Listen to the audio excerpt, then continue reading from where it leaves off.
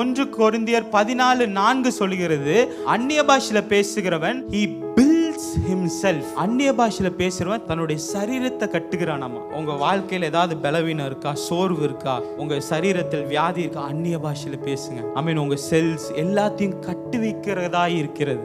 ஏன் இந்த அந்நிய பாஷை ரொம்ப முக்கியம்னா, பிசாசு நம்மளுடைய சிந்தனையில பலவிதமான யோசனைகளை கொண்டு வந்து, அதாவது நம்ம உலகத்துல பாக்குறோம், ஸ்ட்ரெஸ்னால டிப்ரெஷனால நிறைய பேர் சூசைட் பண்ணிக்கிறாங்க. ஸ்ட்ரெஸ்னால சொல்ல முடியாத வியாதிகள், ஹார்ட் அட்டாக், கேன்சர், ஏகப்பட்ட. அப்போ ஆண்டவர் சொல்கிற இந்த அந்நிய பாஷையை பேசும்போது இளைப்பாறுதல் கிடைக்கும். You will be stress free, you will be depression free, you will be free from all negative thoughts. பொல்லாத சிந்தனையில இருந்து அந்நிய பாஷையில பேச பேச எல்லாம் வெளியே போகும். உங்க சரீரம், உங்க சிந்தனை ரெஸ்ட்குள்ள இருந்தா எந்த டாஸ்கையும் நீங்க அக்காம்ப்ளிஷ் பண்ண முடியும். அந்நிய பாஷை அவ்வளோ பெரிய ஆயுதமாய் நம்மளுக்கு ஆண்டவர் தந்திருக்கிறார்.